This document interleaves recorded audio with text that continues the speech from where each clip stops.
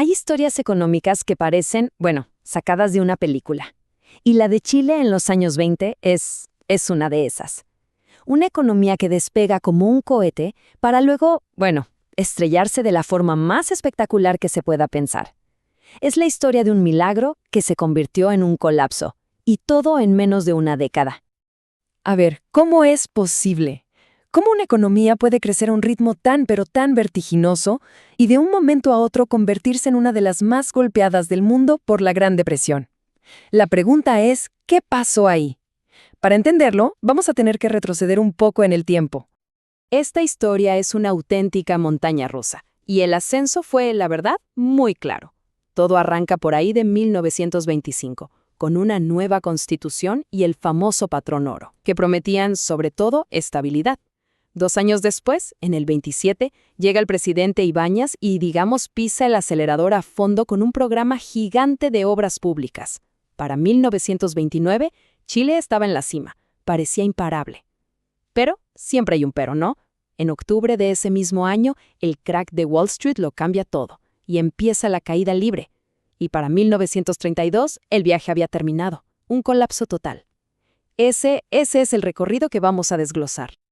Muy bien, entonces, empecemos por el principio, ¿no? Vamos a la primera parte de esta historia, una nueva era de estabilidad. La base de toda esta nueva era algo llamado el patrón oro. ¿Qué era esto? Pues era un sistema que, en términos simples, anclaba el valor del peso chileno a una cantidad fija de oro. Y esto fue clave. ¿Por qué? Porque era como decirle al mundo, oigan, nuestro dinero es sólido, es confiable. Y esa imagen de solidez, claro, era un imán para la inversión extranjera. Era justo el capital que se necesitaba para que todo despegara. Y aquí es donde entra en escena una figura clave, el presidente Carlos Ibáñez del Campo. Su plan, a partir de 1927, era, bueno, simple en su idea, pero increíblemente ambicioso. Era, ok, ya tenemos esta moneda estable. Usémosla como un imán para atraer capitales. Y con ese dinero vamos a financiar una modernización como nunca antes se había visto. Y esto se iba a ver, literalmente, en obras públicas por todo el país. Y claro, este plan funcionó. Y vaya que sí funcionó. Esto nos lleva directamente a la segunda parte de esta historia, el gran auge económico. A ver, pensemos en esta cifra un momento. 10,5%. 10,5%.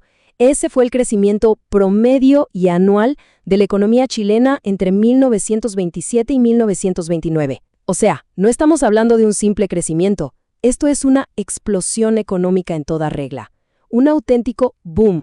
Y este auge fue impresionante, por donde se lo mire. La inflación, que era un problema de siempre, prácticamente desapareció.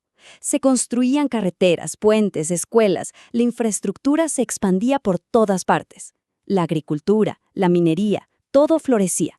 Pero había una pequeña grieta en los cimientos, algo que no se veía a simple vista. Y es que todo, absolutamente todo, se financiaba con un endeudamiento externo masivo.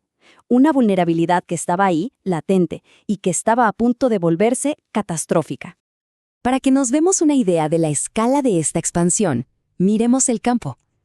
La superficie agrícola total creció un 110% en 2 décadas. 110%.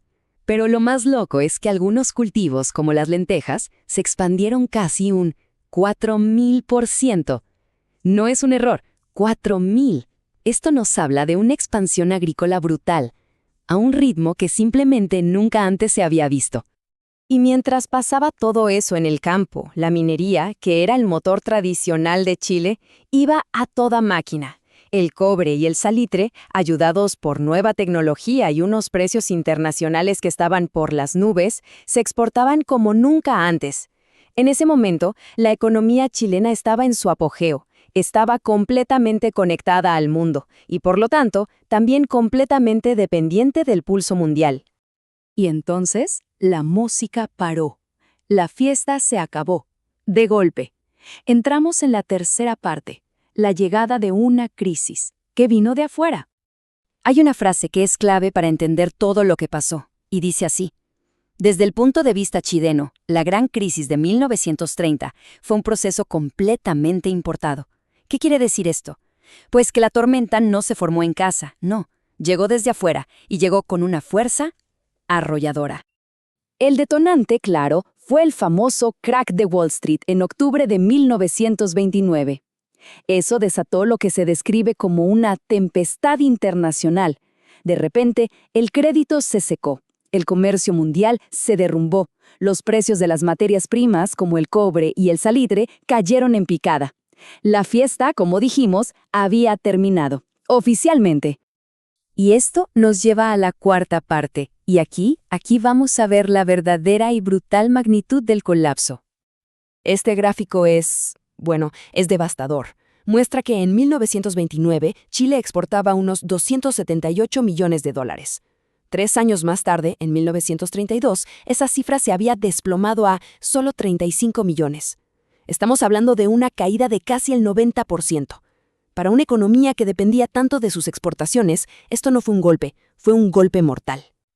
Y lo peor es que el colapso no fue de un día para otro, fue una reacción en cadena, como un efecto dominó.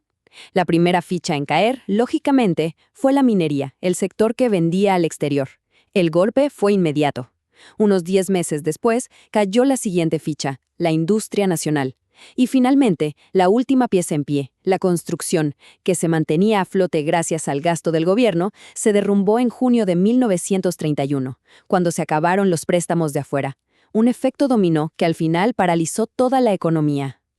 Y si hace falta un ejemplo para entender la escala de esta destrucción, solo hay que mirar al salitre. De exportar casi 2.9 millones de toneladas en su mejor momento, en 1929, se pasó a apenas 243.000 toneladas en 1932. Es una caída del 92%. El producto estrella de Chile, su gran orgullo exportador, simple y sencillamente, se desvaneció del mercado mundial. Y bueno, llegamos a las consecuencias. Porque un colapso de esta magnitud no solo destruye, ¿saben? También transforma. Y esto nos lleva a la última parte de esta historia, un cambio económico fundamental. El cambio fue radical, total. Antes de la crisis, Chile tenía una economía abierta de par en par al mundo, totalmente enfocada en exportar sus minerales, sus productos agrícolas. Después de la crisis, esa puerta se cerró de golpe.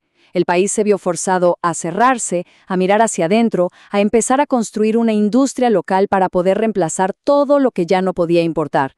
Fue un giro de 180 grados, un cambio total de modelo. Así que no, la crisis de 1930 no fue una simple recesión. Para nada, fue un quiebre irreversible en el camino de desarrollo de Chile. Marcó un antes y un después tan claro que forzó una reorganización completa de su economía, una que definiría su historia por décadas. Y todo esto nos deja con una gran pregunta final, ¿no? ¿Fue esta crisis una trampa que, al final, condenó el potencial de Chile?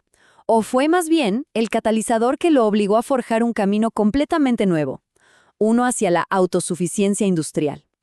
Es una pregunta compleja y es un debate que, de muchas formas, sigue abierto hasta el día de hoy.